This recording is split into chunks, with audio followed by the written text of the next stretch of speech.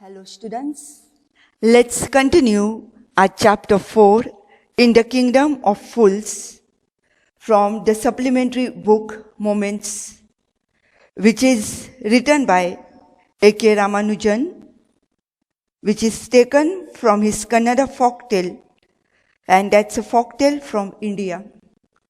So the other day we studied that in the Kingdom of Fools, the king and his ministers order the people to follow day as night and night as days.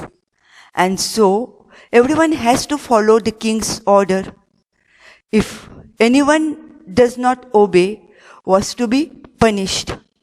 And one day, as the guru and his disciple, when they come to this kingdom, they find that the city was good, but no one was there. And so they also were hungry and wanted to buy the things. But as the evening comes, they realize the people have come out of their house and their activities have begun.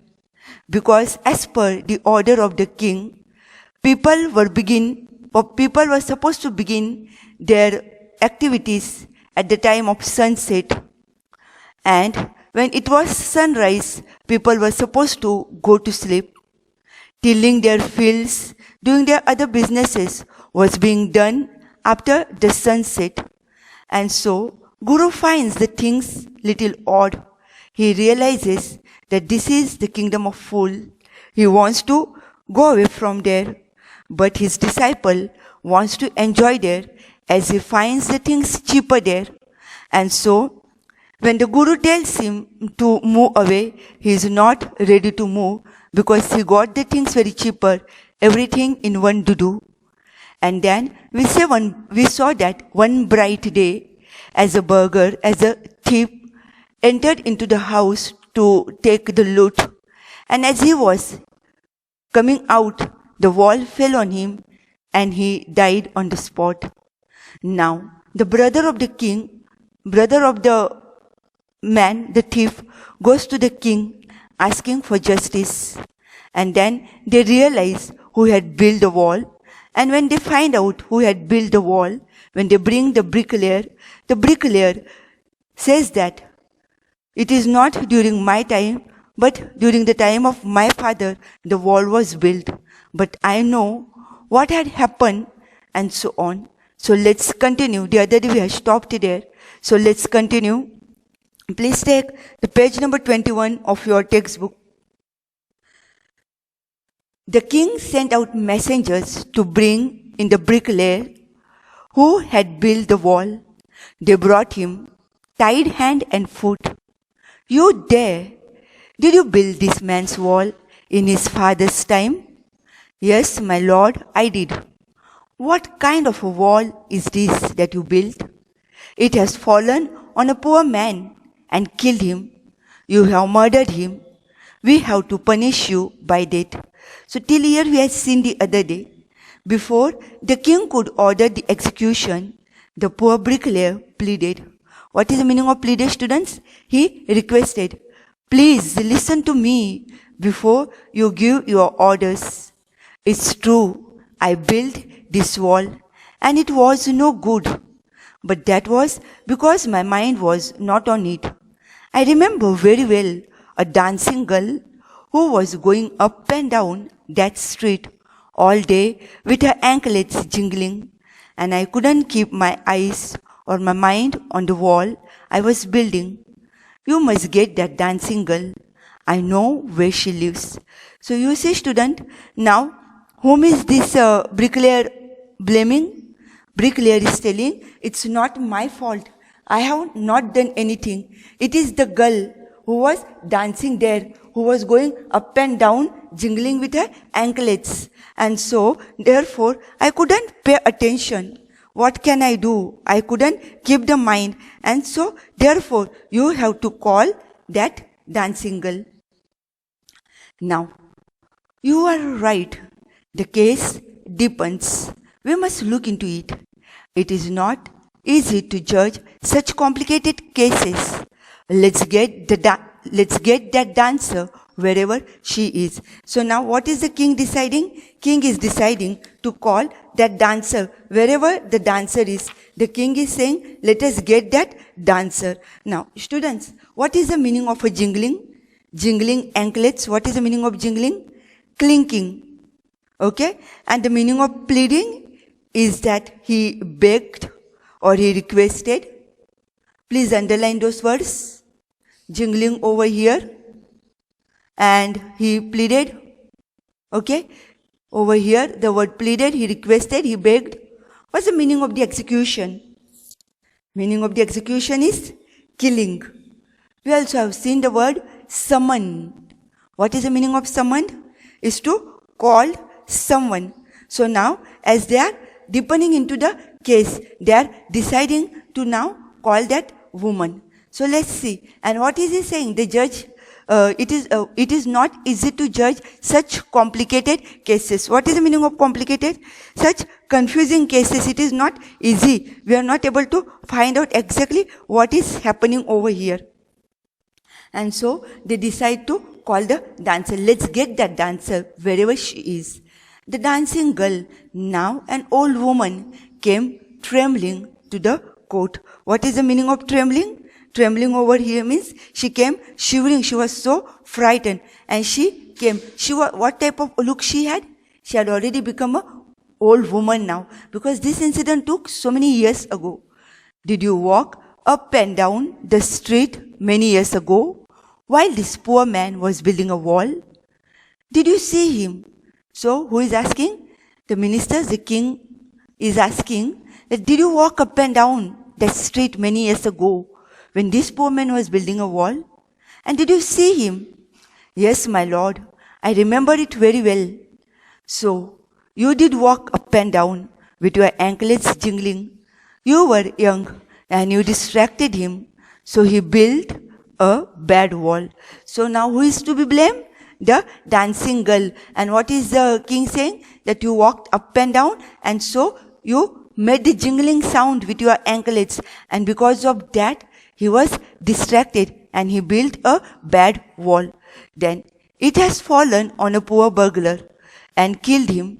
You killed an innocent man. You will have to be punished. So who says that you will have to be punished? The king is saying the wall has been fallen on the head of the man, poor man. Yes, the poor man's life is gone. And so therefore we have to punish you. She thought for a minute and said, my lord, wait. I know now why I was walking up and down that street. I had given some gold to the goldsmith to make some jewelry for me. He was a lazy scoundrel. He made so many excuses, said he would give it now and he would give it then, and so on all day. He made me walk up and down to his house a dozen times. That was when this bricklayer saw me. It's not my fault, my lord. It's the damn goldsmith's fault. So, whom does the dancer remembers? Whom does the dancer blames? The dancer is saying, it's not my fault. I haven't done anything. It's the fault of that man. Who is that man? The goldsmith to whom I had given my jewelry. And what type of man he was? He was a scoundrel. He was a lazy man. He would not even bother. He made me walk up and down. And many times, that is a dozen times, he kept calling me. And so therefore, my lord, it's the damn goldsmith's fault. So why are you blaming me? I haven't done anything. I know that I have seen that bricklayer constructing a wall. But what can I do? I had to go that way, and so I go. Poor thing, she is absolutely right, thought the king, weighing the evidence. What is the meaning of evidence? The incident that had happened. He tries to look at that incident, and he says, poor thing, she is absolutely right. Why to blame her? We have got the real culprit at last. Get the goldsmith wherever he is hiding at once. And so, now who is to be called? Who is to be summoned? The goldsmith is supposed to be now summoned. What is the meaning of the culprit? Culprit is a person who is to be accused, who is done something. And so they decide to call that culprit, that man who has done the wrong. And who is that man? The goldsmith. Now, the king's bailiffs searched for the goldsmith, who was hiding in a corner of his shop. When he heard the accusation against him, he had his own story to tell. Now, what is the meaning of bailiffs?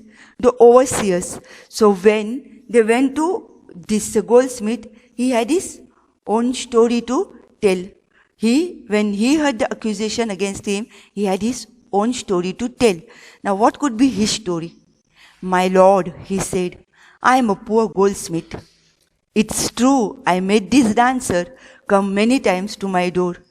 I gave her excuses because I couldn't finish making her jewelry before I had finished the rich merchant's orders. They had a wedding coming and they wouldn't wait. You know how impatient these rich men are. So, who is now to be blamed? The goldsmith is telling, I know what can I do. I know that I accept that I have not finished making her jewelry. But there was a merchant who had ordered me to make his jewelry. They had a wedding in their house. And therefore, you know how impatient they are. They do not wait. They do not give us the time. And therefore, it's not my fault. Why are you blaming me? Who is this rich merchant who kept you from finishing this poor woman's jewelry, made her walk up and down, which distracted this bricklayer, which made a mess of his wall, which has now fallen on the innocent man and killed him? Can you name him? So now, who is to be blamed? Now the merchant is to be blamed. And who is innocent? The man who died is proved to be innocent. Why? Because the wall has collapsed. But the king is foolish. He is not able to see what the man was doing. And so they go round and round looking for the culprit, looking for who is to be blamed. And so before the merchant could be blamed, now they have already blamed so many people. The bricklayer, the dancing girl, the goldsmith, and the goldsmith is blaming the merchant. Now, who is to be named? Who is to be named over here is a merchant is to be named. And so the goldsmith named the merchant, and he was none other than the original owner of the house whose wall had fallen. Now justice had come full circle, thought the king, back to the merchant. So now what is the king thinking? King is thinking, now justice has come to full circle. Now we know who the merchant is. It started from the merchant and almost it is getting over, ending with the merchant. When he was rudely summoned back to the court, he arrived crying, It wasn't me, but my father who ordered the jewelry. He's dead, I am innocent. And so what is he saying? The merchant is saying, it's not me, it's my father who had ordered to make a jewelry. Why are you blaming me? My father is already dead. He is gone. I am innocent. Please don't punish me. But the king consulted his minister and ruled decisively. So what is he doing? He is calling his ministers and does what has to be done according to the decision taken. It's true, your father is a true murderer. He is dead.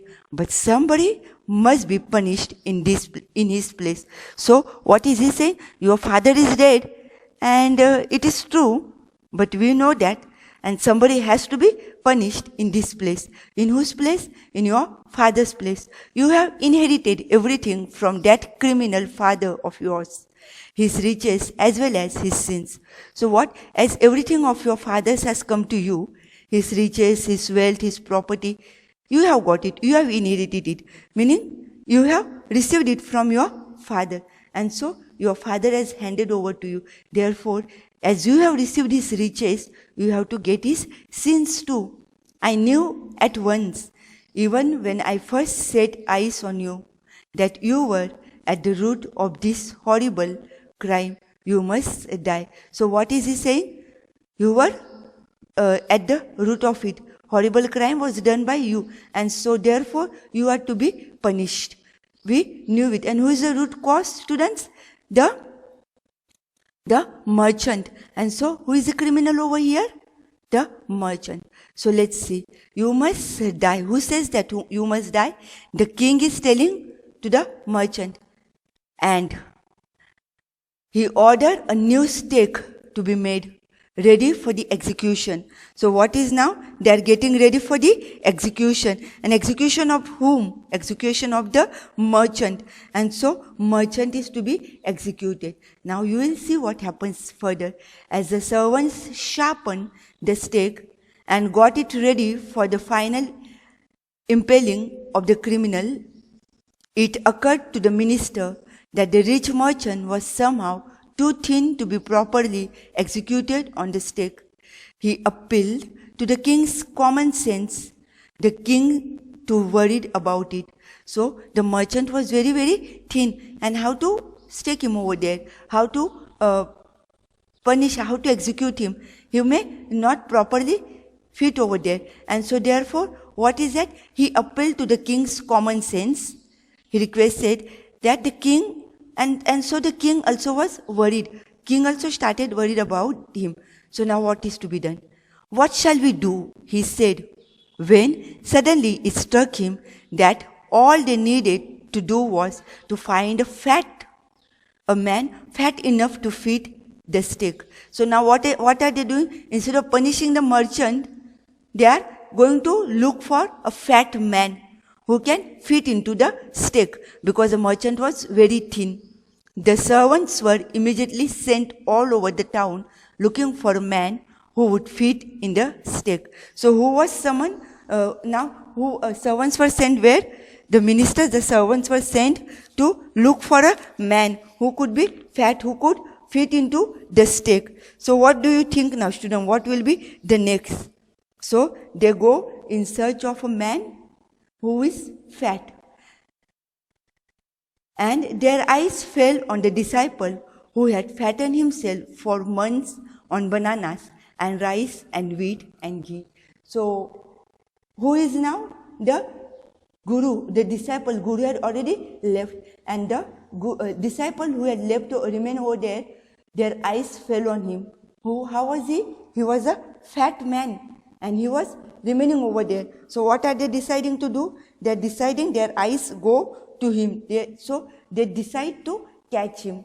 So we will stop over here at the page number 23, and we will see the next part tomorrow. I will be sending you today the meanings as well as the question answers, which you will have to write it in your fair book. Students, the meanings and the question answers, you have to write it in your fair book. Have a good day.